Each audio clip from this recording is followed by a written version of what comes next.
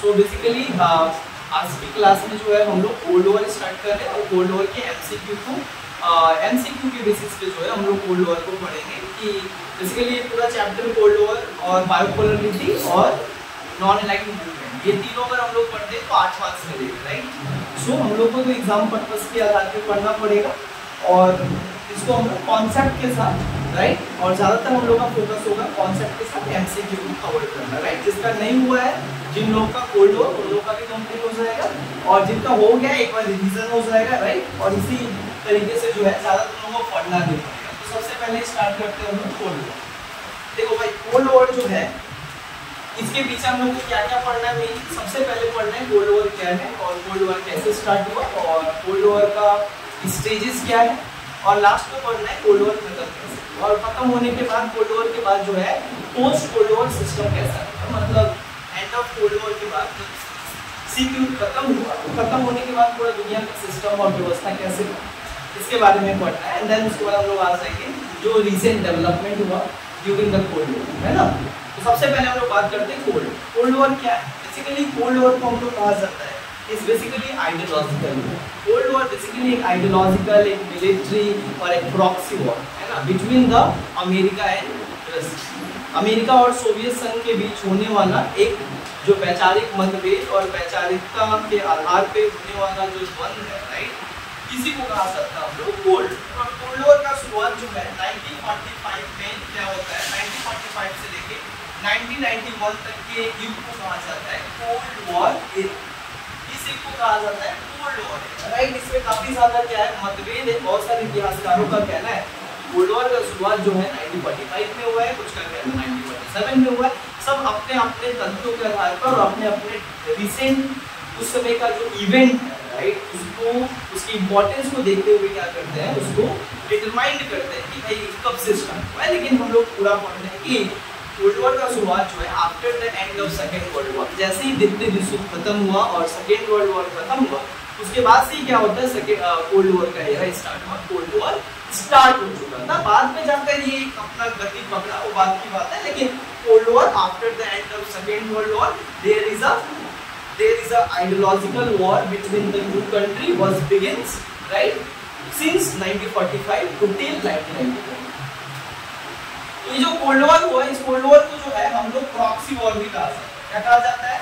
Proxy war. क्यों proxy war कहा जाता है? क्योंकि जितने भी कोल्ड वॉर में जो युद्ध हुआ, राइट, इसमें कोई एक मिलिट्री वॉर नहीं हुआ। ऐसा बात नहीं है कि दोनों आर्मी मिलकर एक दूसरे को देश के ऊपर अटैक कर रहा है, ऐसा बात नहीं। इसमें कोई बम गोली नहीं चल रहा, इसमें कोई ज्यादा डायरेक्ट वॉर नहीं, इसको प्रॉक्सी वॉर कहा जाता है। मतलब प्रॉक्सी वॉर कहने का मतलब क्या है कि हमारा दोस्त है ना, हमारा दोस्त के ऊपर अगर कोई अटैक करेगा तो हमारा दुश्मन हो जाएगा और हम उसके खिलाफ क्या करेंगे, बगावत करेंगे। हम उसको क्या करेंगे, अपने दोस्तों को सपोर्ट करेंगे उसके खिलाफ, है ना। मतलब हमारा वॉर जो है डायरेक्ट तुमसे नहीं है, राइट, मतलब तुमसे हमारा डायरेक्ट नहीं है, लेकिन हमारा दोस्त के ऊपर अगर तुम अटैक करते हो, हमारे आइडियोलॉजी के अगेंस्ट अगर तुम बात करते हो, तुम हमारे दुश्मन हो और तुम हमारे दुश्मन हो, इसका मतलब होता है हम तुम्हारा क्या करेंगे, विरोध करेंगे, राइट। और हर तरीके से, राइट, न्यूज़पेपर हो, स्पेस हो, मतलब कोल्ड वॉर एक और तरीका था जहाँ पे अपना दोनों ही देश जो सुपर पावर थे, जो दोनों ही देश अपने आप को सेकेंड वर्ल्ड वॉर के बाद अपने आप को सुपर पावर मानते और दोनों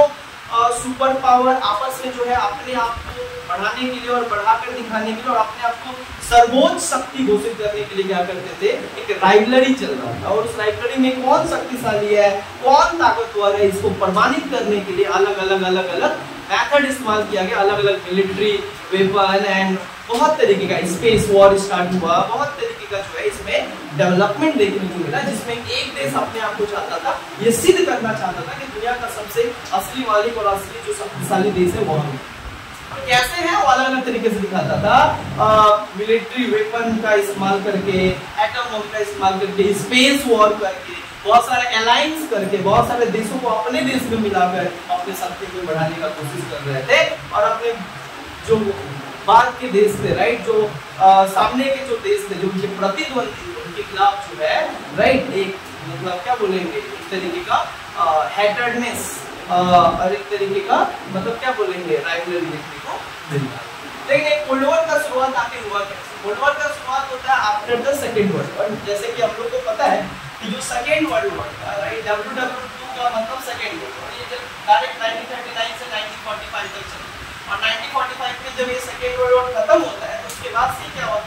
कोल्ड वॉर स्टार्ट हुआ।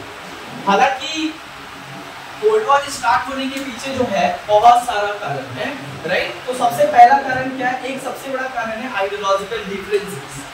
कोल्ड वॉर स्टार्ट होने के पीछे सबसे बड़ा कारण क्या था, आइडियोलॉजिकल डिफरेंसेस। आइडियोलॉजिकल डिफरेंसेस का मतलब क्या है, वैचारिक विभिन्नता। आइडियोलॉजिकल डिफरेंस, आइडियोलॉजिकल डिफरेंस में क्या था, जो अमेरिका था वो सपोर्ट करता था कैपिटलिज्म को, है ना, पूंजीवाद को, और जो सोवियत संघ था वो सपोर्ट करता था कम्युनिज्म और सोशलिस्ट आइडियोलॉजी, है ना। मतलब एक सपोर्ट कर रहा था लिबरल इकोनॉमी को, लिबरल डेमोक्रेसी को, एक सपोर्ट कर रहा था स्टेट इकोनॉमी को। और इसी दो आइडियोलॉजी के बीच जो है ये बेसिकली वॉर होता है। जब आप किसी दूसरे आइडियोलॉजी का, आप अगर आपका कोई एक अपना आइडियोलॉजी है तो आप किसी दूसरे की आइडियोलॉजी को जो है आप मानोगे नहीं, और नहीं मानोगे तो क्या करोगे, आप उसका विरोध करोगे। और यही कारण है कि विरोध दोनों में देखा गया कि क्योंकि दोनों जो है अलग अलग आइडियोलॉजी और अलग अलग तौर तरीके से चलने वाले देश है, राइट। एक फॉलो करता है कैपिटलिज्म, पूंजीवाद, private property, liberal economy, liberal democracy को बढ़ावा देता है, जहां पे वो बोलता है व्यक्तिगत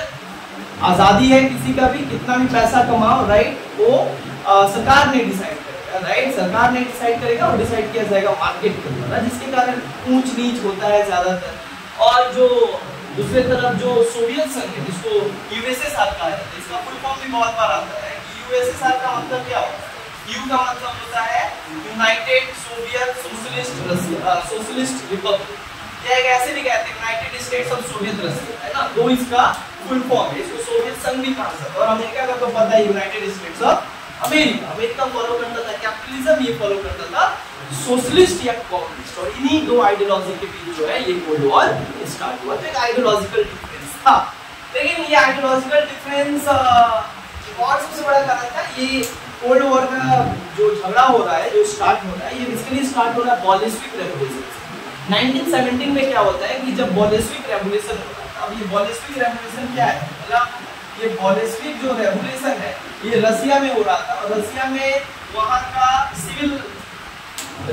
सिविल एक तरीके का रिवॉल्ट हो रहा था, मतलब जहाँ पे जो रसिया की सरकार है, राइट, मतलब रसिया की सरकार के खिलाफ रसिया के लोग जो है आंदोलन कर रहे थे और एक क्रांति, मतलब एक रेवोल्यूशन लाए थे, युद्ध लाए थे, जिसके द्वारा अपने जो भ्रष्टाचारी सरकार थे, जो पूंजीवादी सपोर्ट का सरकार था, मतलब जो पूंजीवादों का सपोर्ट ज्यादा करता था, है ना, रसिया के जितने भी जो लैंड थे, राइट, वो ज्यादातर कुछ व्यक्तियों को जो है वो बेच दिया, राइट, जबकि तो वो सरकार का संपत्ति होता है, देश का संपत्ति होता है, लेकिन देश का संपत्ति कुछ वहाँ की जो सरकार थे, जो खुद पूंजीवादी थे और जो अपने पूंजीपतियों के साथ जो है ये सारे मतलब देश का संपत्ति बेच रहे थे, जिसके कारण वहाँ के जो बीआई लेनिन थे, जो किसान थे, जो मजदूर वर्ग थे, वो देख रहे थे कि हमारे देश का नुकसान हो रहा है, हमारे देश को कुछ पूंजीपतियों के द्वारा चलाया जा रहा है और बाकी जो लोग हैं वो बेरोजगारी, भुखमरी, गरीबी, हंगर में जूझ रहे थे। और यही कारण है कि वहाँ आंदोलन होना स्टार्ट हुआ। तो वहाँ पे आंदोलन हुआ इस कैपिटलिस्ट सरकार के खिलाफ, भ्रष्टाचारी सरकार के खिलाफ, जो पूंजीवाद को बढ़ावा दे रहा है, किसी केवल अमीर इंसानों को बढ़ावा दे रहा है, जबकि रसिया के जो बाद के जो तमाम लोग हैं, जो गरीब लोग हैं, जो किसानी से अपना पेट भरते हैं, जो मजदूरी करते हैं, उनके लिए कुछ है ही नहीं इस देश में, जबकि उनका ही देश है। तो सरकार ही भ्रष्टाचार है। तो सरकार के खिलाफ जब ये लोग लड़ाई करना स्टार्ट किया तो इसको कहा गया बॉलिस्टिक रेवोल्यूशन।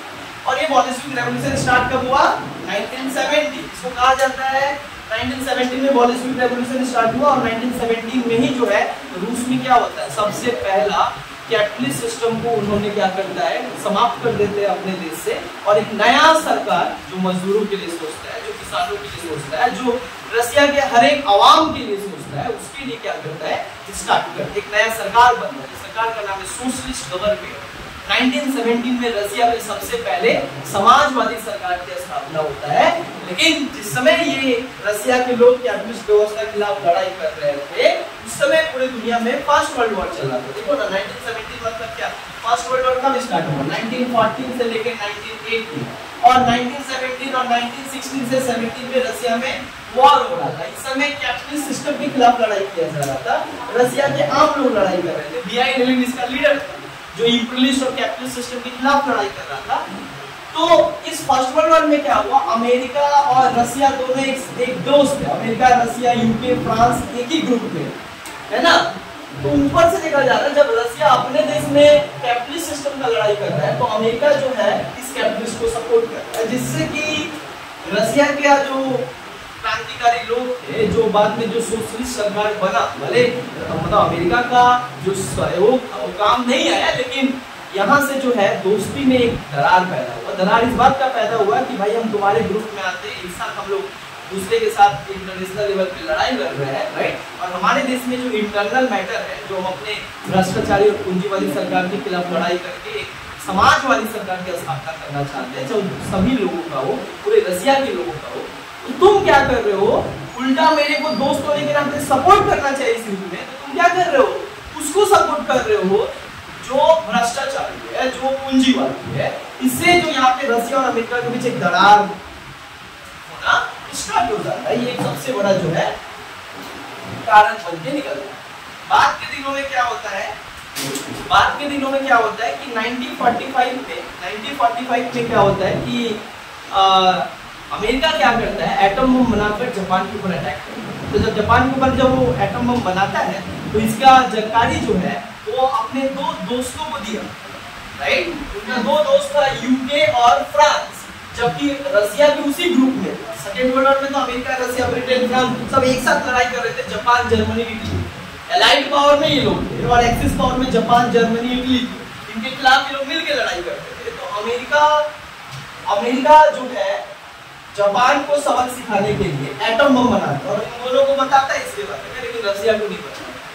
जब आप दोस्त हो किसी का और उसका और दो दोस्त है, वो अपने दो दोस्त को बताता है और आप भी उसके दोस्त हो, अगर वो आपको नहीं बताता है तो थोड़ा ये दिल में लगता है कि भाई हम भी तो दोस्त है, लेकिन हमारे साथ ये इतना अन्याय क्यों किया गया। ये बात भी लगा रसिया को ना, ये बात रसिया को लगा कि भाई क्यों ऐसा क्यों हो रहा है कि हमारे साथ हर जगह तिरस्कार किया जा रहा है, हमको सेपरेट कर दिया जा रहा है। आखिर हम इनके दोस्त है भी या नहीं, इसके अपने एग्जिस्टेंस और अपने दोस्ती पे जो है शक होने लगा किसको, रसिया को। यहाँ से एक जो है अलगाववादी पैदा हो गया कि जो अमेरिका रसिया एक साल पहले युद्ध में लड़े, फर्स्ट वर्ल्ड वॉर हो चाहे सेकेंड वर्ल्ड वॉर हो, लेकिन सेकेंड वर्ल्ड वॉर के बाद ही देखा गया दोनों क्या होने लगे, अपना अलग होने लगे, क्योंकि रसिया समझ गया था कि हमारा भला कभी नहीं चाहता, ये हमारा दोस्त तो है लेकिन हमारे पीछे खंजर घूमने का काम करता है, दोस्त नहीं। तो ये एक सबसे बड़ा कारण होता है जहाँ पे वो एटम बम के रहस्य से क्या करना, एटम बम के रहस्य से रसिया को ना बताना और उसको छुपा के रखना रसिया को काफी तकलीफ होता है। और एक चौथा कारण क्या था कि जो जर्मनी अटैक किया था 1941 में रसिया के, और रसिया का भारी नुकसान हुआ था। हिटलर अटैक किया था रसिया के ऊपर तो भारी नुकसान हुआ था। हालांकि जर्मनी जीत नहीं पाया, रसिया को हरा नहीं पाया, क्योंकि रसिया बहुत बड़ा देश था और बहुत ठंडा देश था, जिसके कारण कुछ दूर तक हिटलर की सेना जाने के बाद जो है वो दम तोड़ दिए, जीत नहीं पाए। तो जब वो जीत नहीं पाए तो इस जर्मनी को भेजने का जो इंटेंशन है, और जर्मनी जब अटैक किया रसिया के ऊपर तो जब ये हेल्प मांगा ब्रिटेन और फ्रांस और अमेरिका से कि भाई मेरे को हेल्प करो, है ना, बट ये लोग क्या करते हैं, हेल्प नहीं करते हैं, इनके पास आते भी नहीं और सहयोग भी नहीं करते। इससे समझ में आता है कि अमेरिका और ब्रिटेन, फ्रांस चाहते थे कि रसिया का क्या होता है, नुकसान हो जाए, मारा जाए, है ना, डिफीट हो जाए, पराजित हो जाए, मतलब केवल अपने सबको अपना दिखता था। बट रसिया दोस्त होने के बावजूद भी दूसरे को सोचता था, लेकिन उसका दोस्त इसके बारे में नहीं सोचता। ये एक सबसे बड़ा समस्या बन गया और ये कारण बन गया कि भाई दोनों के बीच अलगाव है। और बाद में जो है ये अलगाववादी और ज्यादा मतलब क्या बोलेंगे कि बड़ा हो गया तब जब बहुत सारा और डिस्क्रिमिनेशन होना स्टार्ट हुआ। ये कि जब 1945 में जब सेकेंड वर्ल्ड वॉर खत्म हुआ तो खत्म होने के बाद क्या होता है,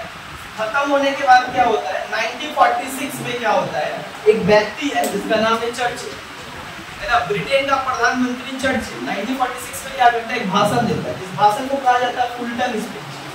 क्या कहा जाता है, फुलटन स्पीच। और ये जो फुलटन स्पीच था वो फुलटन नामक जगह पे ब्रिटेन का प्रधानमंत्री दिया था, इसका नाम था चर्चिल। और उसने क्या कहा था,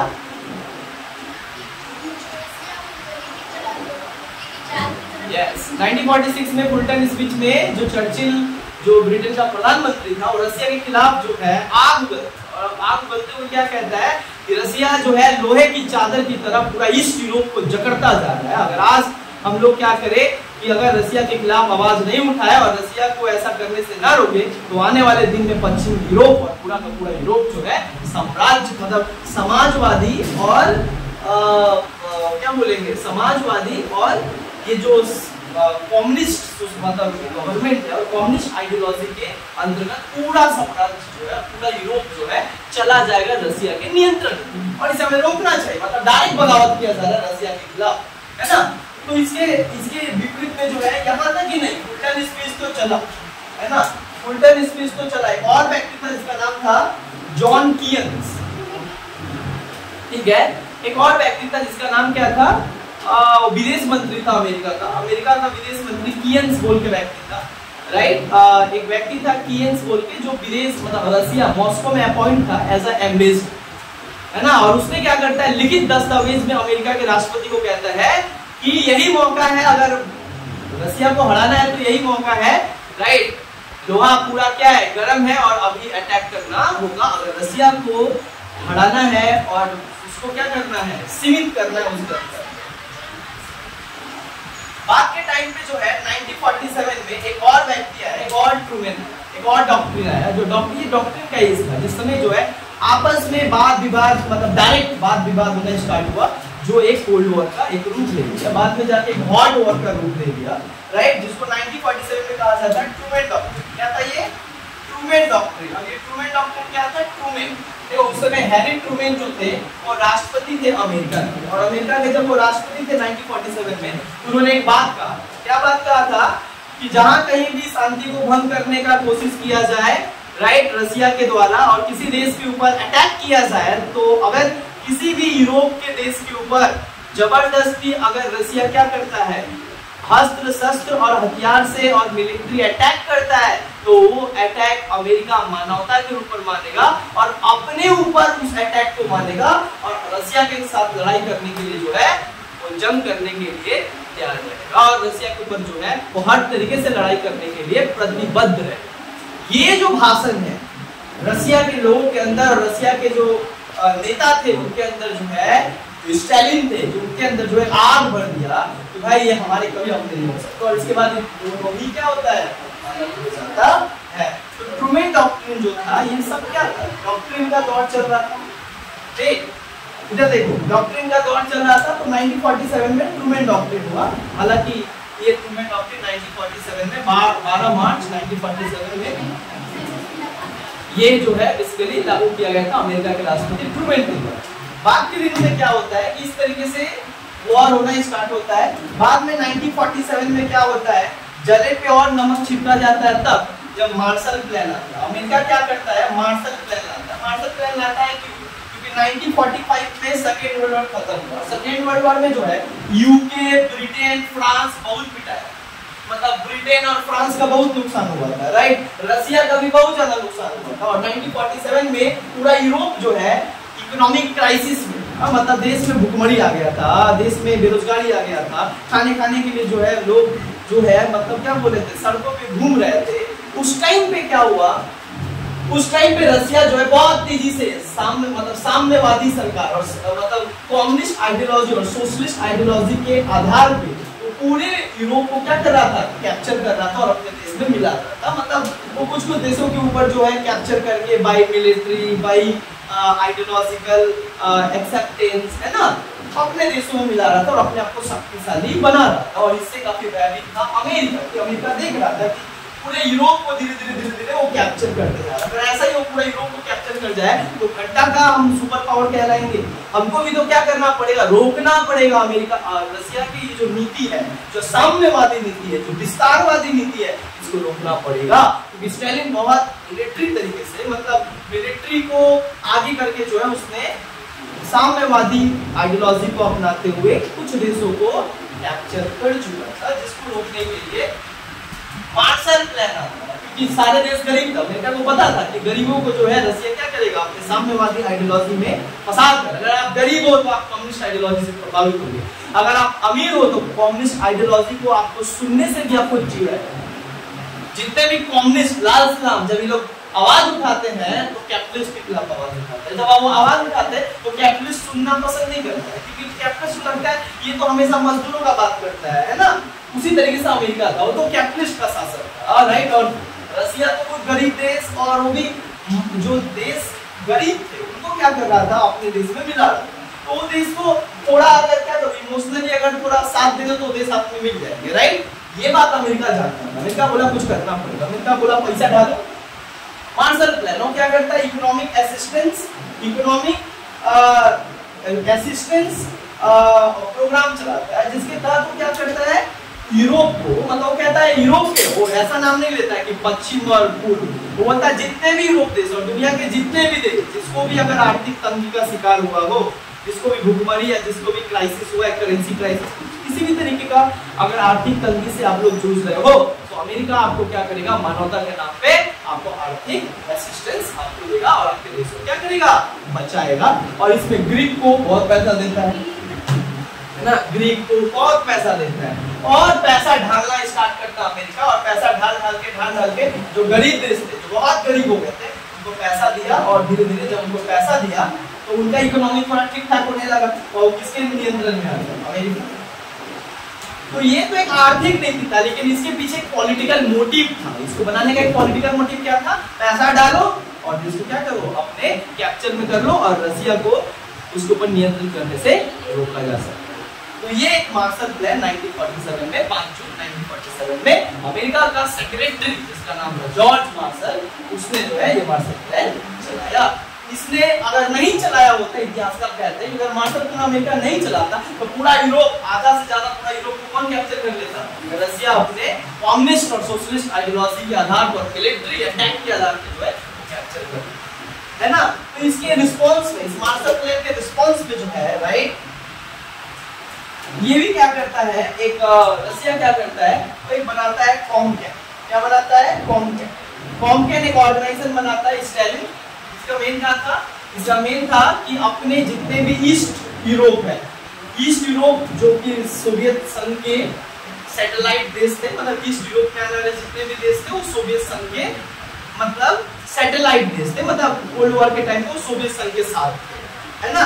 उन देशों को जो है हिफाजत करने के लिए अमेरिका के सैटेलाइट और पश्चिमी यूरोप के देशों के साथ उसने एक कॉमकैन बनाया और कहा कि आपको जो भी इकोनॉमिक असिस्टेंस लगेगा, आपको जो भी मिलिट्री सपोर्ट लगेगा, रसिया, आप रसिया के गुट में हो तो आपका जो सुरक्षा है, राइट, आपका सुरक्षा का रिस्पॉन्सिबिलिटी कौन लेगा, आपका सुरक्षा का रिस्पॉन्सिबिलिटी लेगा रसिया, है ना। वो अपने डायरेक्ट सोवियत संघ के सारे देशों को ये बात कह देता है, राइट, जिससे वो अपने सोवियत जो ईस्ट यूरोप के देश थे उसके ऊपर अपना थोड़ा कब्जा कर पाता है और उसका देखरेख करता है ना। इस तरीके से जो है इधर अमेरिका ईस्ट यूरोप में अपना साम्राज्य विस्तार कर रहा था, इधर वो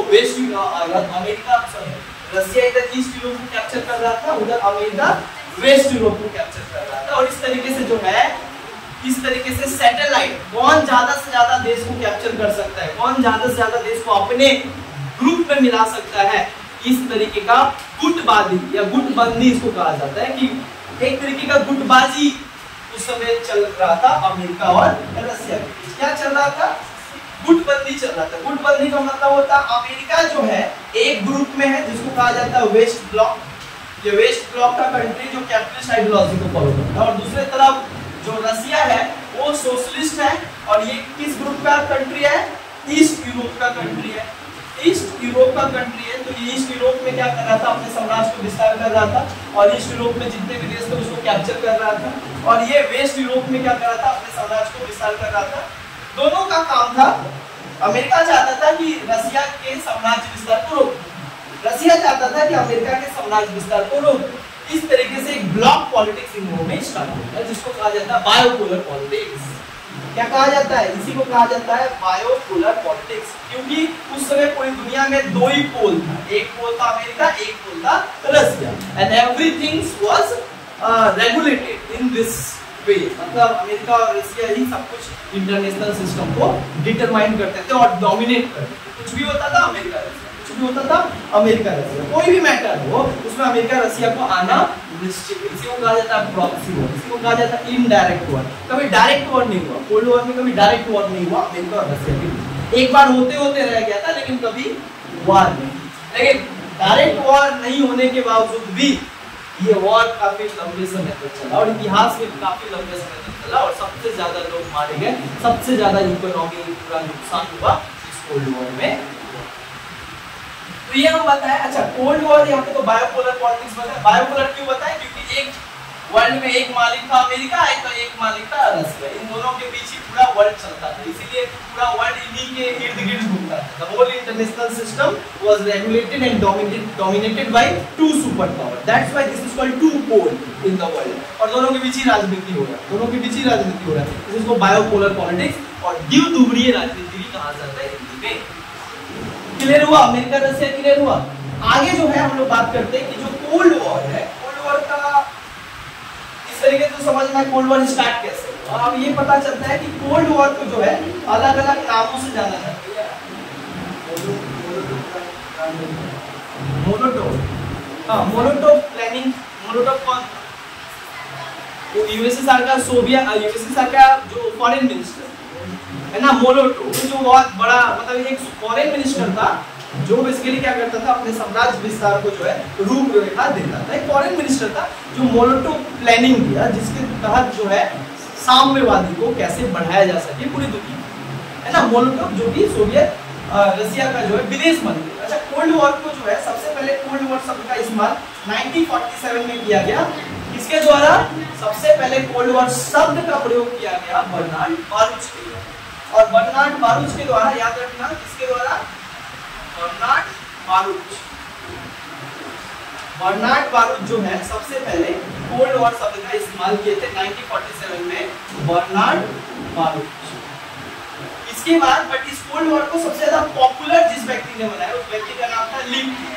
क्या नाम था? Very good, Lipman. क्या नाम था? लिपमैन। वॉल्टर लिपमैन नाम। कोल्ड वॉर को बहुत अलग अलग नामों से जाना जाता है। कोल्ड वॉर को हॉट वॉर भी कहा जाता है, कोल्ड वॉर को हॉट वॉर भी कहा जाता है, कोल्ड वॉर को कभी कभी क्या कहा जाता है? गर्म शांति युद्ध कहा जाता है, हॉट पीस वॉर भी कहा जाता है। हॉट वॉर बोलो, हॉट पीस वॉर बोलो। हॉट वॉर किसने कहा?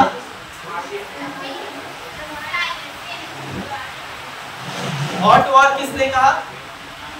बर्नेट हॉट पीस वॉर कहा था, बर्नेट कहा था हॉट पीस वॉर, और हॉट वॉर कहा गया था जिसको फिनेन बोलो, चाहे ये दो व्यक्ति ने दिया था, एक पंडित नेहरू और एक फिनेन, दोनों ही व्यक्ति कहा था कि इसको हॉट वॉर कहा जाता है। हॉट वॉर बोलो चाहे हॉट पीस वॉर, अलग। हाँ, सो यहाँ पे देखो तो कोल्ड वॉर को अलग अलग नामों से भी क्या होता है जाना गया, इसको प्रॉक्सी वॉर मेथड भी कहा जाता है।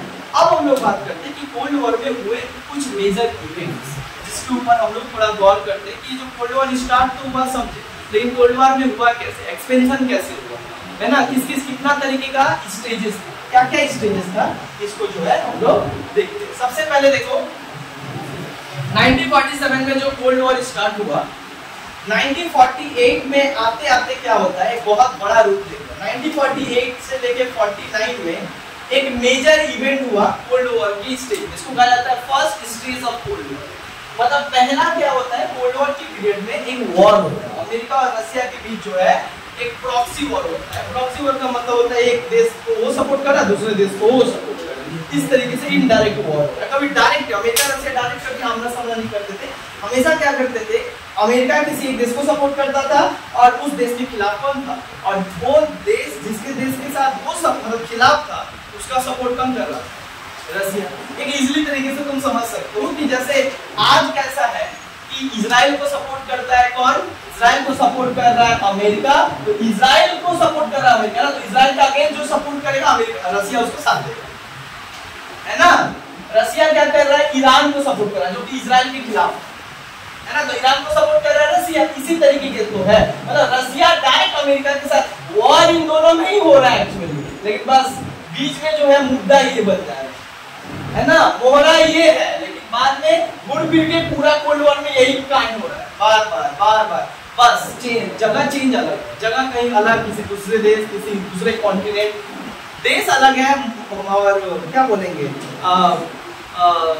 देश अलग है, कॉन्टेक्स्ट अलग है, सब्जेक्ट अलग है, लेकिन जो वॉर का मेथड है वो सेम। हर जगह अमेरिका रसिया घुस जा रहा है, भले वो उससे जुड़े हुए या नहीं, क्योंकि वो दो सुपर पावर है ना।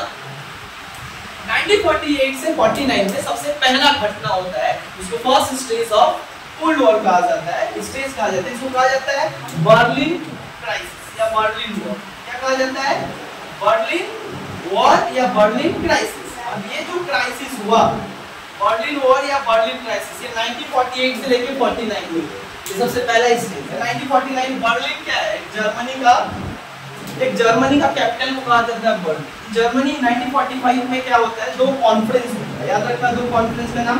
एक कॉन्फ्रेंस बर्लिन के संबंध में एक कॉन्फ्रेंस होता है, दो कॉन्फ्रेंस होता है। एक सबसे पहले होता है याल्टा कॉन्फ्रेंस, क्या होता है याल्टा कॉन्फ्रेंस, और एक होता है क्या, पोट्सडम कॉन्फ्रेंस। क्या होता है, पोट्सडम कॉन्फ्रेंस। याल्टा कॉन्फ्रेंस भी 1945 में होता है, ये भी 1945 में होता है। बस फर्क क्या है, याल्टा कॉन्फ्रेंस फरवरी में होता है और पोट्सडम कॉन्फ्रेंस कब होता है,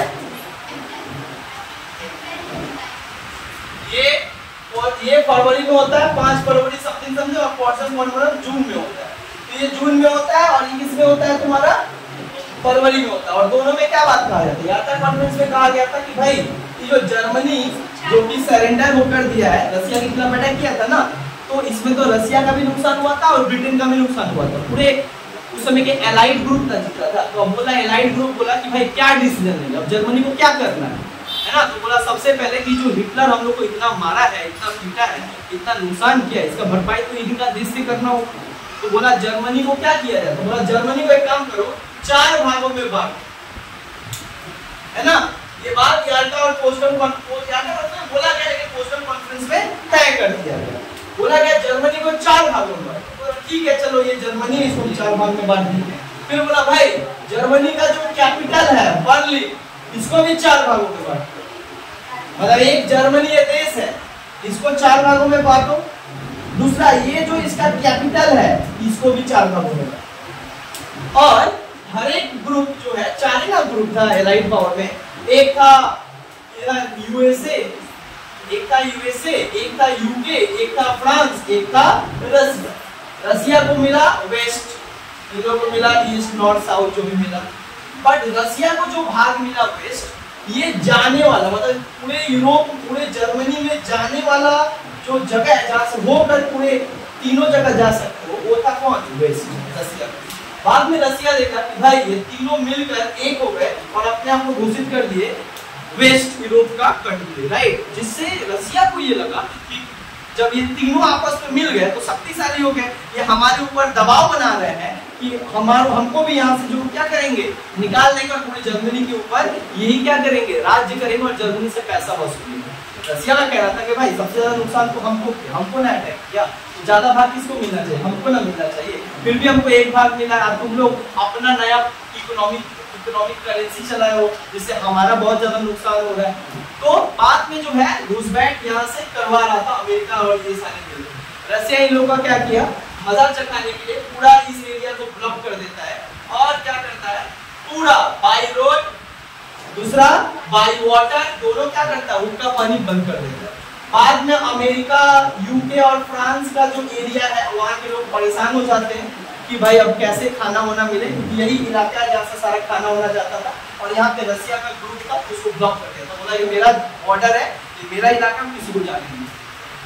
यहाँ पे अमेरिका को क्या करना पड़ा कि फ्लाइट से जो है, एयरक्राफ्ट से जो है, 1 सालों तक लगभग कितना दिन,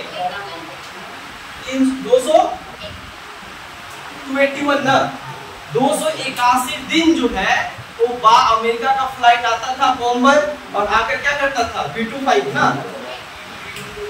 B-29 क्या करता था, बार बार आता था और आकर क्या करता था, इन 3 अलग अलग जगहों पे क्या करता था, खाना ऊपर से देता था, क्योंकि दोनों मार्ग तो बंद कर देता, बाई वाटर नहीं जा सकते हो, बाई लैंड नहीं जा सकते।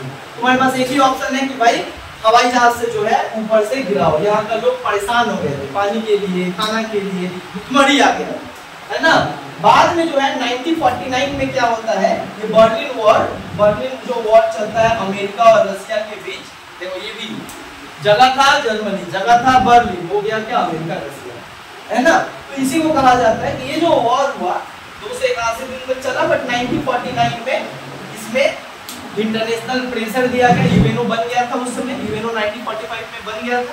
तो उसने जो है ये प्रेशराइज किया, यूएनओ का सेक्रेटरी जनरल यूथान आकर डायरेक्ट इन्वॉल्व करता है और बोलता है कि भाई है ना, युद्ध को रोको, दोनों देशों को मनाया जाता है और बोला जाता है भाई युद्ध को रोका जाए। फाइनली 1949 में युद्ध समाप्त हो जाता है। लेकिन ये जो बॉर्ड मतलब जो एरिया यहाँ पे जो वॉल बना दिया था, ये वॉल बनाना स्टार्ट कब हुआ 1961, और ये वॉल गिराया कब गया जब कोल्ड वॉर खत्म हुआ 1989 में। बहुत बार क्वेश्चन आता है कि बर्लिन वॉल क्राइसिस कब हुआ 1948 से 49, इसको बर्लिन एयरलिफ्ट भी कहा जाता है ना।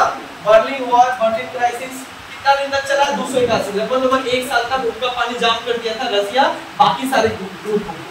उसके बाद क्या हुआ 1949 में ये युद्ध समाप्त हुआ, थोड़ा एक दूसरे के बीच जो है समझौता हुआ, बट 1961 में यहाँ पे दीवार बना दिया रसिया है ना, और जो एक बहुत बड़ा सिंबल बन गया पूरे कोल्ड वॉर है ना। अमेरिका रसिया के बीच जो है एक दरार पैदा हो गया, एक दीवार खड़ा कर दिया, यहाँ के लोग इधर नहीं जाएंगे, यहाँ के लोग इधर नहीं जाएंगे। ये दरार जब तक टूटा 1989 में, जब पूरा कोल्ड वॉर समाप्ति के दौर पे आ गया था, तो इसको खत्म करके कोल्ड वॉर भी खत्म हुआ। 1989 में ये जो बर्लिन में दीवार बनाया गया था उसको फाइनली कोलैप्स किया गया, उठा दिया गया। ये एक पहला क्राइसिस है बर्लिन वॉर क्राइसिस, यहाँ पर लोग देखें 1948 से 49 में हुआ। आगे चल के जो है और भी बहुत सारा क्या होता है क्राइसिस होता है, ये तो एक स्टेज बताया तुम लोगों को, ऐसा बहुत सारा स्टेजेस है राइट, इसको हम लोग एक एक करके पढ़ते हैं।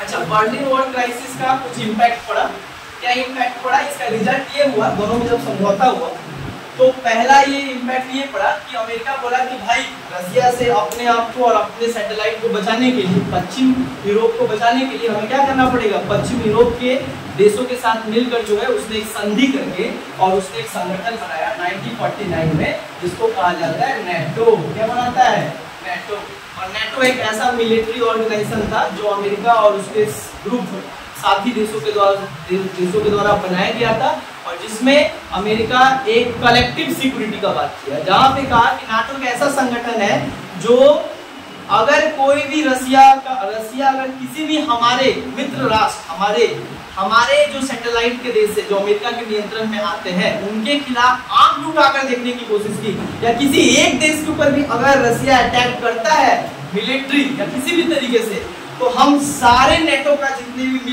देश हैं सब मिलकर, सारे मिलिट्री मिलकर रसिया के ऊपर अटैक करें। This is called NATO. But unfortunately ये है कि नेटो कोल्ड वॉर खत्म हो गया, कोल्ड वॉर के टाइम पे बनाया गया था अपने आप को रसिया से बचाने के लिए, और अमेरिका अपने ग्रुप को रसिया से हिफाजत करने के लिए बनाया था, है ना, रसिया को थ्रेट देने के लिए बनाया था। लेकिन अनफॉर्चुनेट 1991 में कोल्ड वॉर खत्म हो गया, लेकिन नेटो स्टिल एग्जिस्ट, मतलब नेटो स्टिल एग्जिस्ट। आज भी जो है नेटो क्या करता है, एग्जिस्ट करता है, और आज भी नेटो काम करता है, और आज के नेटो के कारण ही आज देखा जा रहा है रसिया और यूक्रेन में लड़ाई चल रही है ना।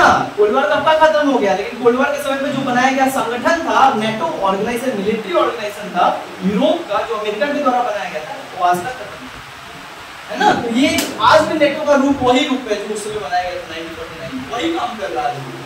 सो नेटो जो है ये बेसिकली बनाया गया 1949 में। ये कौन सा ट्रीटी के द्वारा बनाया गया था, ब्रुसेल। क्या नाम था, ट्रीटी ऑफ ब्रुसेल। कहाँ बनाया था, बगदाद। कहाँ बनाया गया था, बगदाद में ये बनाया गया था, ब्रुसेल की ट्रीटी करके। हाँ, अभी 30 कंट्री है ऐसे समथिंग। और सुन लें, दूसरा क्या हुआ, अब ये तो बनाया अमेरिका के द्वारा, नेटो बनाया अपने देश को बचाने के लिए। रसिया भी क्या किया, अपने देश को बचाने के लिए क्या बनाया, 1955 में वर्साई पैक्ट, वर्साई पैक्ट करता है रसिया, और वो भी क्या करता है, एक्ट अपना जो है एक यूरोप, ईस्ट यूरोप को मिलिट्री रूप से अमेरिका और अमेरिका के देशों से बचाने के लिए जो है उसको मिलिट्री असिस्टेंस प्रोवाइड करता है, और कहता है कि हमारे ऊपर भी, हमारे देश के ऊपर भी किसी भी तरीके से अटैक हो, किसी भी देश के ऊपर, तो हम सब मिलकर क्या करेंगे, अटैक करेंगे अमेरिका के ऊपर। ये एक दौर चल रहा था। ठीक इसी टाइम पे एक दौर पे क्या हुआ, 1950 में अब नया मुद्दा हुआ, सेकेंड स्टेज स्टार्ट हुआ कोल्ड वॉर का, जहां पे भी बर्लिन वॉर खत्म ही नहीं हुआ था 1949 में, एक नया वॉर जो है स्टार्ट हो गया पूरे वर्ल्ड में। ये एरिया जगह अलग था, इसको कहा जाता है कोरियन वॉर। क्या है, कोरियन वॉर स्टार्ट हुआ 1950 में। हुआ ये कि north Korea attack on south Korea, 1900 उसके पहले जो है नॉर्थ कोरिया साउथ कोरिया को बांट दिया गया था, लेकिन नॉर्थ कोरिया अचानक क्या करता है, साउथ कोरिया के ऊपर अटैक कर देता है और ब्लेम ये लगाता है कि साउथ कोरिया जो है हमारे बॉर्डर को क्रॉस किया, तो इसीलिए जो है अटैक किया गया। और ये जो अपने में लड़ाई चल रहा था, कोरियन वॉर में जो है दो ग्रुप थे, एक था नॉर्थ कोरिया, एक था साउथ कोरिया, राइट। दोनों का जो है अपना अपना नॉर्थ कोरिया और साउथ कोरिया दोनों का बॉर्डर बटा हुआ था। मानो ये बॉर्डर था, दोनों का बॉर्डर बता था, ये नॉर्थ कोरिया था और ये साउथ कोरिया था और ये बॉर्डर था, लेकिन ये बॉर्डर को जो है क्रॉस करने का वादा आया और जिसके कारण जो है फिर कोरियन वॉर स्टार्ट हुआ। तो नॉर्थ कोरिया साउथ कोरिया को आकर सपोर्ट किया अमेरिका, तो जस्ट उसके विरोध में कौन आएगा, सिंपल बात है, उसमें कोल्ड वॉर चल रहा था, नॉर्थ कोरिया को सपोर्ट कर दिया रशिया। और ठीक इस टाइम पे 1949 में क्या होता है, चाइना आजाद होता है, PRC, People's Republic of China, 1949 China was independent. और किसको सपोर्ट करता है, सपोर्ट करता है रशिया को, और रशिया मतलब किसको सपोर्ट करता है, नॉर्थ कोरिया को। और नॉर्थ कोरिया को सपोर्ट करने के लिए दो लोग आ गए, चाइना भी आ गया, एक ये भी आ गया। अब इसका पल्ला थोड़ा ये हो गया, कमजोर हो गया, क्योंकि वहां पे अमेरिका ही उसको सपोर्ट कर रहा था साउथ कोरिया को। तो बाद में क्या होता है, आपस में वाद विवाद और इन लोग के पीछे क्या होता है, क्लैश होता है। और इस क्लैश को खत्म करने के लिए जो है, राइट, दोनों के बीच बाद में एक संधि होता है, दोनों सपोर्ट करते हैं। नॉर्थ कोरिया अपना यूएसएसआर नॉर्थ कोरिया में अपना सरकार बना लिया था, सोशलिस्ट गवर्नमेंट, और ये अपना यहाँ पे डेमोक्रेटिक गवर्नमेंट बना लिया, है ना। यहाँ पे लिबरल सिस्टम चलाया जा रहा था, यहाँ पे कम्युनिस्ट सिस्टम और सोशलिस्ट सिस्टम चलाया जा रहा था। तो एक तरीके से देखा जा रहा था कि नॉर्थ कोरिया को सपोर्ट कर रहा था रशिया और जो सपोर्ट कर रहा था साउथ कोरिया को अमेरिका। इस तरीके से अमेरिका रशिया फिर हो गया, that is called proxy war. ये तो कोल्ड वॉर में चल रहा था, राइट, एक दूसरे के ऊपर। और बाद में जो है एक संधि हुआ, ट्रीटी ऑफ पांजुम, ट्रीटी ऑफ पांजुम, ट्रीटी ऑफ पांजुम, जो कि 1953 कैपिटल था सियोल और पियोंग। अच्छा, ट्रीटी ऑफ पेंजुम जो एक ट्रीटी किया गया था, और ये एक बॉर्डर बनाया गया 1953 में, जहां पे ये फिक्स किया गया कि देखो भाई, ये आधिकारिक बॉर्डर है, 38 डिग्री सेल्सियस पे बांट दिया, है ना, 38 डिग्री सेल्सियस पे नॉर्थ कोरिया साउथ कोरिया को हमेशा के लिए बांट दिया गया। और ये नॉर्थ कोरिया जो है ना इस लाइन को क्रॉस करेगा ना साउथ कोरिया इस लाइन को क्रॉस करेगा। 1953 में यूएनओ के मध्यस्थता के जरिए ये ट्रीटी संभव हुआ, ट्रीटी ऑफ पानमुंजम। बहुत बार आता है कि कोरियन युद्ध कब समाप्त हुआ, तो इस ट्रीटी के आधार पे जो है ये समाप्त हुआ, जो कि 1953 में हुआ। यहाँ पे भी जो है यूथान का एक इंटरवेंशन था, और यहाँ पे नॉर्थ कोरिया बहुत डोमिनेंट पोजीशन पे। बाद में जो 1950 से 53 ये चला, इसका भी एक सबसे बड़ा ये क्या होता है, ये जो है एक सबसे बड़ा यहाँ पे क्या होता है, 1954 में क्या होता है, एक कॉन्फ्रेंस, जेनोवा कॉन्फ्रेंस।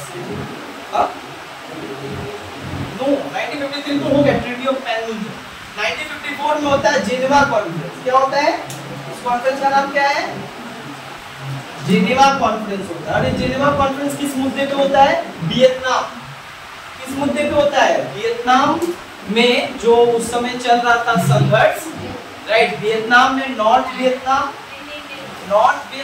और साउथ वियतनाम को लेकर और जो दंगा चल रहा था और आपस में वाद विवाद चल रहा था, जिसमें नॉर्थ वियतनाम का कहना था कि ये पूरा वियतनाम एक देश होना चाहिए, राइट। बट जहाँ पे अमेरिका रशिया हो गया था, अलग अलग वहाँ पे शासक बन गए थे। साउथ वियतनाम को कोई अलग शासक चला रहा था और नॉर्थ वियतनाम को कोई अलग चला रहा था। बट नॉर्थ वियतनाम के जो शासक थे, हो ची मिन्ह, इन्होंने क्या कर रहा था, जिनका कहना था कि पूरा वियतनाम एक होना चाहिए और वो इंटीग्रेट करने के लिए लड़ाई कर रहे थे। उस टाइम पे 1954 में जो है ये जेनेवा कॉन्फ्रेंस हुआ। क्यों हुआ, क्योंकि फ्रांस हार गया। फ्रांस नॉर्थ वियतनाम फ्रांस को हरा दिए थे और साउथ वियतनाम के ऊपर जो है नॉर्थ वियतनाम कब्जा करना चाहते थे और कब्जा करके एक मुल्क बनाना चाहते थे। लेकिन तब तक इस युद्ध में इन्वॉल्वमेंट होता अमेरिका का, और एकमात्र यही वियतनाम वॉर, जो कि वियतनाम वॉर कब तक चला, ये 1954 में एक और घटना होता है, डिएन बियन फू। डिएन बियन फू में फ्रांस का सेनापति हार जाता है, किससे, उत्तरी वियतनाम के सेनापति हो चुन मिन्ह से, है ना। तब जाकर ये जेनेवा कॉन्फ्रेंस होता है कि भाई वियतनाम का मुद्दा, वियतनाम का जो समस्या है कैसे सॉल्व किया जाए। तो बोला गया कि भाई वियतनाम को जो है दो भागों में पहले ही से बांट दिया गया था, बट इनका नॉर्थ वियतनाम का डिमांड था कि हमको पूरा वियतनाम चाहिए, है ना। तो इस तरीके से अमेरिका इन्वॉल्व हो गया। अमेरिका आया 1954 के बाद, मतलब ज्यादातर 1961 से 1975 के बीच अमेरिका वियतनाम में इन्वॉल्व किया और साउथ वियतनाम को सपोर्ट किया, और नॉर्थ वियतनाम को बाई मिलिट्री फोर्स चाहता था उसको कोलैप्स कर देना और पूरे को क्या करना, साउथ वियतनाम को है ना, अमेरिका अपने नियंत्रण में रखना चाहता था, लेकिन नॉर्थ वियतनाम को सपोर्ट करने कौन आ गया, इस तरीके से 1975 में सुनो है, 1975 में क्या होता है कि वियतनाम वॉर होता है, और 1976 में पूरे तरीके से वियतनाम क्या होता है, इंटीग्रेट हो जाता है, मतलब वियतनाम एक देश बन के उभरता है 1976, जब अमेरिका इतना सारा कोशिश किया, पूरा जंगल जला दिया, राइट, बहुत तरीके का कोशिश किया उत्तरी वियतनाम को हटाने का, लेकिन उत्तरी वियतनाम भारी पड़ा, वहाँ के लोग भारी थे, गुरिल्ला वॉरफेयर, वहाँ का हो ची मिन्ह, वहाँ के और एक संगठन का नाम था वियत मिन्ह, ये सब बहुत इंपॉर्टेंट रोल है, और जो है अपने देश को फाइनली अमेरिका को हरा दिया। अमेरिका एकमात्र देश है जो एक छोटा सा देश से हारा है, और वो एक देश क्या है, वियतनाम, जो उनको हराया। आज तक अमेरिका किसी से हारा नहीं है, वियतनाम को छोड़। इतिहास भी गवाह है कि भाई वियतनाम से इतना बड़ा अमेरिका देश जिसके पास इतना बम बारूद सब कुछ चलाया, लेकिन जीत नहीं पाया। इसके बाद क्या होता है कि एक और केस यहाँ पे होता है कि जेनेवा कॉन्फ्रेंस तो होता है, और एक केस यहाँ पे ये होता है कि 1956 में, ध्यान देना, 1956 में एक और क्राइसिस होता है पूरे वर्ल्ड में, और क्राइसिस क्या होता है, इसको कहा जाता है इजिप्ट क्राइसिस, या इसको हम लोग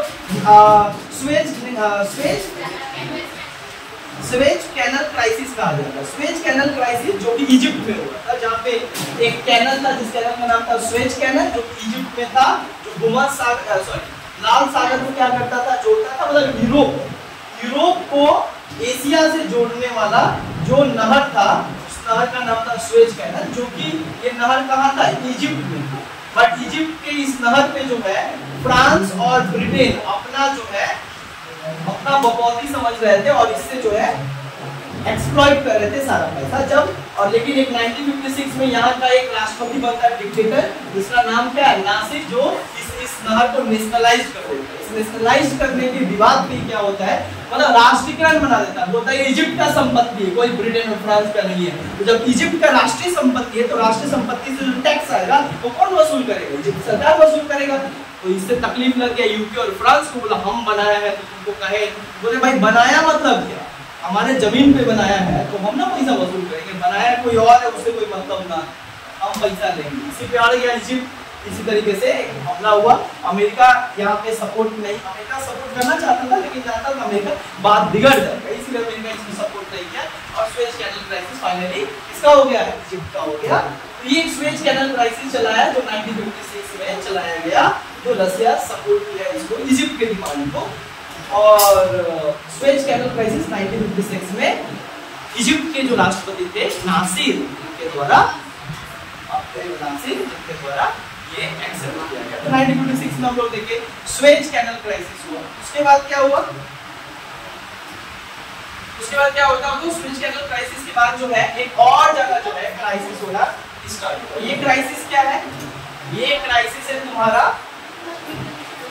क्यूबन मिसाइल क्राइसिस। क्या है सबसे important stage, Cuban missile crisis. ये जो क्यूबन मिसाइल वॉर है या क्यूबन मिसाइल क्राइसिस है, इसकी शुरुआत होता है 1959। कब से होता है, 1959, और खत्म कब होता है, 1962। मतलब इसका शुरुआत होता है 1959 से। 1959 में क्या होता है, इसका क्यूबन मिसाइल क्राइसिस स्टार्ट होता है और 1962 में खत्म होता है। इसमें क्या है, क्यूबा जो है वो लैटिन अमेरिका का एक देश है, एक लैटिन अमेरिका का छोटा सा देश है, जो कि एक कैरिबियन सागर के पास, कैरिबियन सागर के पास है। कहाँ पे है, कैरिबियन सागर के पास जो है, मतलब कैरिबियन आइलैंड का एक छोटा सा जगह है, जहां जिसका कैपिटल क्या है, बे ऑफ पिग्स। कैपिटल क्या है, बे ऑफ पिग्स है ना, बे ऑफ पिग्स तो वहां का ये है, और वहां का कैपिटल क्या है, इजिप्ट, हवाई ना, हावना, यस हावना। सो बेसिकली क्या होता है, इजिप्ट का जो कैपिटल होता है वो हावना होता है, लेकिन जो लड़ाई होता है वो बे ऑफ पिग्स की खाड़ी पे होता है। बे ऑफ पिग्स की खाड़ी में होता ये है, और ये एकमात्र ऐसा क्यूबा मिसाइल क्राइसिस है जो direct involvement of the America and Russia, मतलब मानो अमेरिका और रसिया जो है क्यूबा मिसाइल और क्यूबा मिसाइल को लेकर और इस मुद्दे को लेकर एकदम आमने सामने हो गया था। मानो ऐसा लग रहा है कि थर्ड वर्ल्ड वॉर हो ही गया, मानो ऐसा लग रहा है कि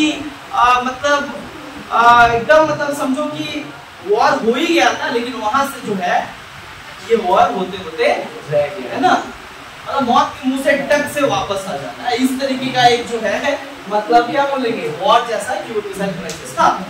यहाँ पे हुआ ये कि 1959 में क्या होता है कि क्यूबा का राष्ट्रपति था जिसका नाम था, अच्छा क्यूबा पहले स्पेन का कॉलोनी था, उसके बाद इसके ऊपर जो आधिकारिक रूप से और आर्थिक रूप से अधिकार हो गया था अमेरिका का। अमेरिका का इसलिए अधिकार हो गया था क्योंकि अमेरिका जो क्यूबा था वो अमेरिका से जस्ट 180 किलोमीटर समथिंग 180 किलोमीटर दूर अमेरिका का वाशिंगटन डीसी था। मतलब वाशिंगटन डीसी कहने का मतलब होता है अमेरिका का जो राजधानी था वो ज्यादा दूर नहीं था, 180 किलोमीटर, हाँ 180 किलोमीटर ही दूर था। किससे? इस क्यूबा कंट्री से। और क्यूबा में क्या था, अमेरिका का डायरेक्ट अधिकार था। क्यूबा के सारे रिसोर्सेज पे कब्जा किसका हो गया था? अमेरिका का। जिससे यहाँ के लोग जो है आम लोग बहुत परेशान है ना। और यहाँ का राष्ट्रपति था जिसका नाम था 1959 में प्लेजिनिको बातिस्ता, जो कि एकदम करप्ट था, कैपिटलिस्ट था। 1959 में इसको हटाया गया था। प्लेजिनिको बातिस्ता जो था वो राष्ट्रपति था। सुना जो है, प्लेजिनिको बातिस्ता जो राष्ट्रपति था एकदम करप्ट था, भ्रष्टाचारी था, हमेशा अमेरिका का सपोर्ट करता था क्योंकि अमेरिका के द्वारा उसको सपोर्ट, अमेरिका के द्वारा उसको बनाया जाता था। वो हमेशा केवल क्या करता था, चीनी मिल जितने भी थे सारी चीज के ऊपर जो है अधिकार हो गया था। और वहाँ का जो मार्केट है क्यूबा का पूरे तरीके से डूब गया। वहाँ के लोग काफी भारी क्राइसिस है ना, काफी नुकसान हो रहा था वहाँ के लोगों का, राइट। तो वहाँ का जो लोकल इंडिजिनियस मर्चेंट थे, जो लोग थे, उन लोगों ने आंदोलन इस भ्रष्टाचारी गरीबी भुखमरी के खिलाफ आंदोलन स्टार्ट किया और इस व्यवस्था के खिलाफ, इस सरकार को हटाने के लिए लड़ाई की। और इस लड़ाई को करने में जो है सोवियत रशिया से पढ़ के आने वाला एक लड़का, यंग लड़का आया, जिस लड़का ने इस लड़ाई को मतलब नेतृत्व दिया, राइट। उस व्यक्ति का नाम था फिडेल कास्ट्रो, है ना। बाद में फिडेल कास्ट्रो क्या किया, फिडेल कास्ट्रो जो है, कास्ट्रो जो यहाँ का नेता था, आकर क्या किया, इस सरकार के खिलाफ, भ्रष्टाचारी सरकार के खिलाफ हटाने के लिए आवाज उठाया। और आवाज जब उठाया तो वो अमेरिका का सपोर्टर था, जिसके खिलाफ आवाज उठाया, अमेरिका क्या किया, सपोर्ट किया, है ना। जिसके कारण क्या होता है कि एक वॉर होता है और क्यूबा इस फिडेल कास्ट्रो को मारने का धमकी दिया जाता है। और पूरे जो क्रांति है, जो आंदोलन है, उसको तितर-बितर करने के लिए अमेरिका भरसक प्रयास किया। और इसी को साथ देने के लिए क्यूबा फिडेल कास्ट्रो जो सहयोग मांगा रसिया से, राइट। और रसिया क्या किया, भाग देना फिडेल कास्ट्रो, मतलब कि क्यूबा को सपोर्ट किया। किसके अगेंस्ट? एक फिडेल कास्ट्रो और एक अमेरिका का जो डोमिनेशन चल रहा था क्यूबा के ऊपर। और क्यूबा एक छोटा सा देश था, ज्यादा ताकतवर नहीं था, शक्तिशाली नहीं था, लेकिन तंबाकू और चीनी के लिए पूरे वर्ल्ड में फेमस है, ज्यादा से ज्यादा यहाँ पे पाया जाता है। और इसी मार्केट को कैप्चर करता था अमेरिका का कैप्चर करता था। तो क्यूबा जो ये आंदोलन चालू किया, राइट, इसको बाद में जाकर क्या किया, रसिया सपोर्ट किया। और रसिया क्या किया, इसको कुछ टेक्नोलॉजी और कुछ वेपन और कुछ मिसाइल दिया कि तुम जाकर क्यूबा में लगा दो, राइट। और अमेरिका और ये जो दबाव दे रहा है ये चुप हो जाए। बाद में क्या होता है, रसिया के सहायता से क्यूबा में जो है एक मिसाइल आता है, उस मिसाइल का नाम था IBR, है ना, inter ballistic range intermediate ballistic missile, IBR, इंटरबैलिस्टिक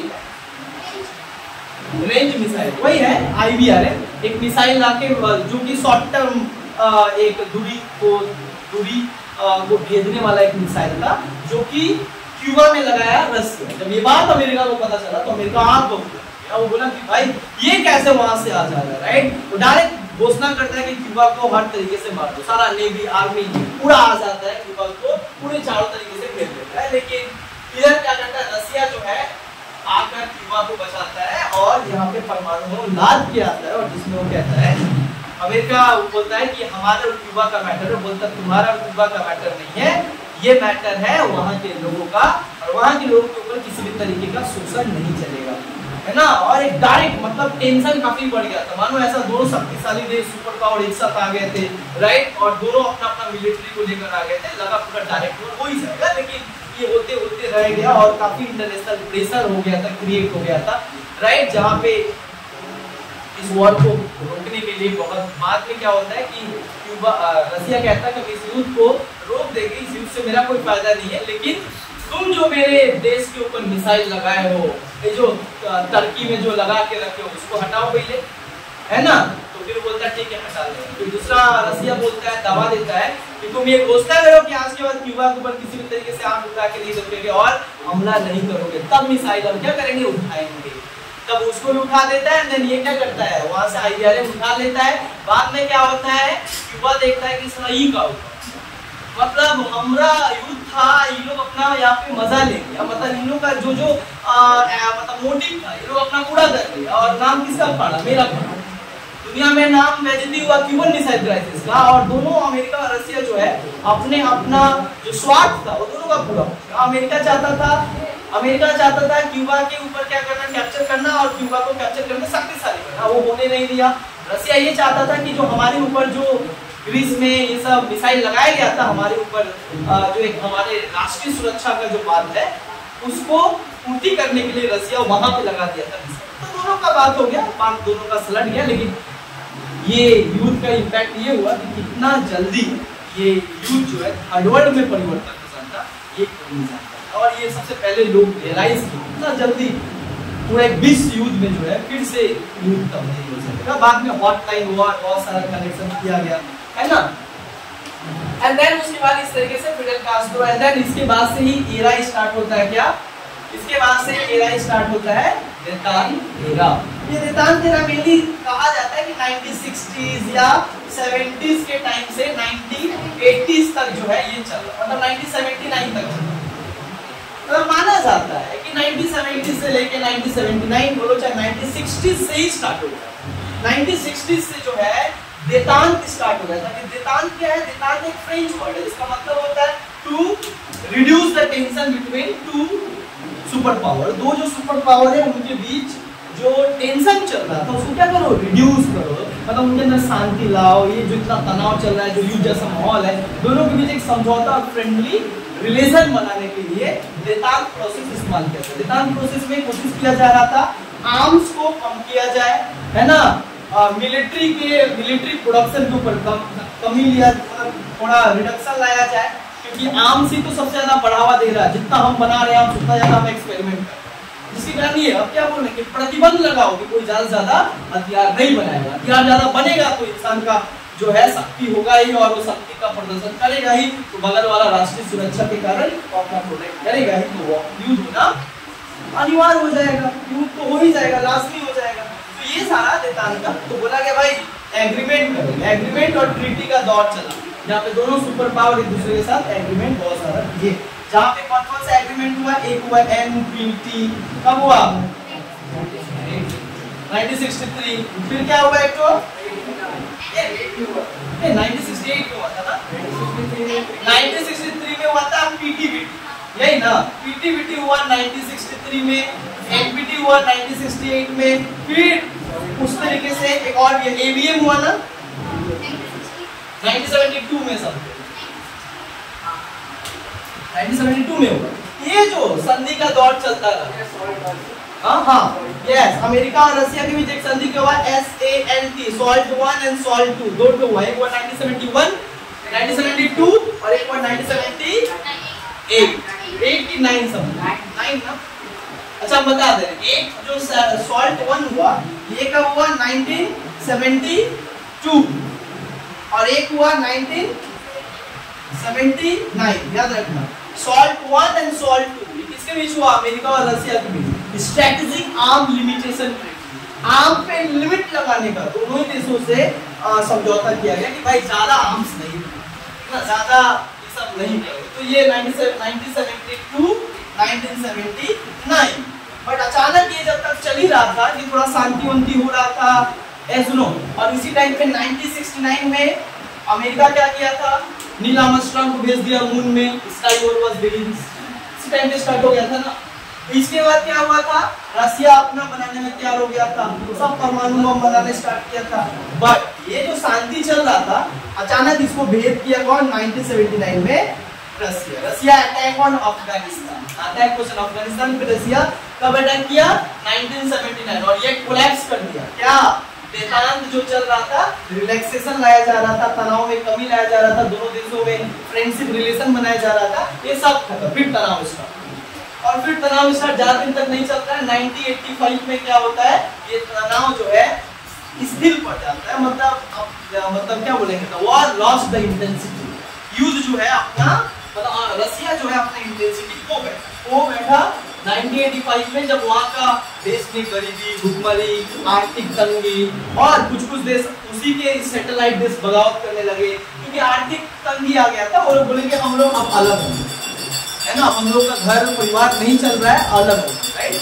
तो क्या अलग का बात किया गया 1985 में, गोरबाचोव वहाँ का नया राष्ट्रपति, Mikhail गोरबाचोव became the was the president of Russia, right, in 1985, 1985 में बना। और उसने दो पॉलिसी, उसने बोला कि भाई अब युद्ध को खत्म करो, अब युद्ध करके फायदा नहीं, हमारे पास अब कुछ नहीं है कि जो युद्ध किया जाए, राइट।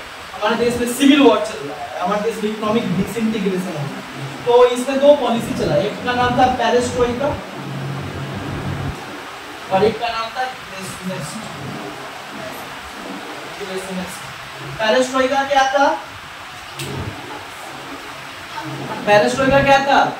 एक इकोनॉमिक पॉलिसी था जहां पे बात किया गया ओपन द इकोनॉमी, रसिया का दरवाजा खोला गया पहला बार वेस्ट यूरोप के लिए, अमेरिका, ब्रिटेन, फ्रांस, कि आप भी आओ, लिबरल इकोनॉमी को बढ़ावा दिया गया। कि बोला गया जो पहले स्टेट कंट्रोल था, हर चीज स्टेट डिसाइड करता था, राइट, और रसिया किसी से व्यापार नहीं करता था, अमेरिका और इन सभी देशों के साथ। लेकिन अब पहला बार बोला कि भाई इकोनॉमी तो मेरा है नहीं, घर चल नहीं रहा है, तो कम से कम बाहर वाला आएगा तो कम से कम कुछ देगा, देकर जाएगा तो चलेगा। तो पेरेस्ट्रोइका चलाएगा, जो पहले स्टेट इकोनॉमी था अब उसको लिबरल इकोनॉमी किया। इकोनॉमी को क्या किया गया? लिबरलाइज किया गया, ओपन किया गया, इसको कहते हैं ओपन द इकोनॉमी।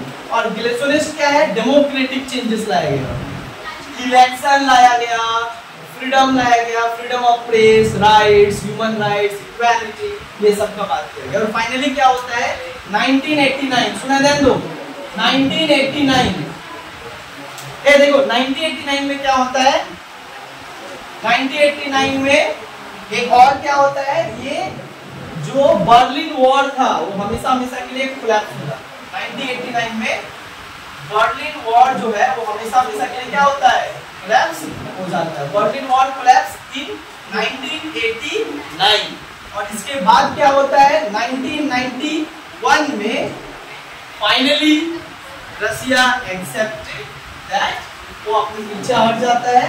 क्यों हट जाता है? क्योंकि 1990 से लेकर 1991 तक उसके 15 टुकड़ा हो जाता है। मतलब जो रसिया एक देश था जिसके अंदर 15 देश शामिल थे, वो अपने आप को अलग कर देते, जिससे रसिया पूरा पूरा पावर खत्म हो जाता है। देन रसिया 1991 में डिक्लेयर कर देता है रसिया डिफीटेड, मतलब रसिया हार जाता है, युद्ध खत्म हो जाता है।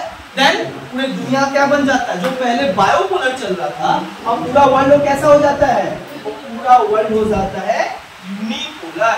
और 1990 में ही देखो 1991 में यूएसएसआर जो है फाइनली खत्म, इसके बाद बन जाता है रसिया, क्योंकि यूएसएसआर तब तक था जब तक उसके अंदर बहुत सारे देश थे, है ना, 1991 में। और इसके साथ बायोपोलर पॉलिटिक्स भी खत्म, जो दो सुपर पावर था, एक सुपर पावर तो गिर गई ना, बचा।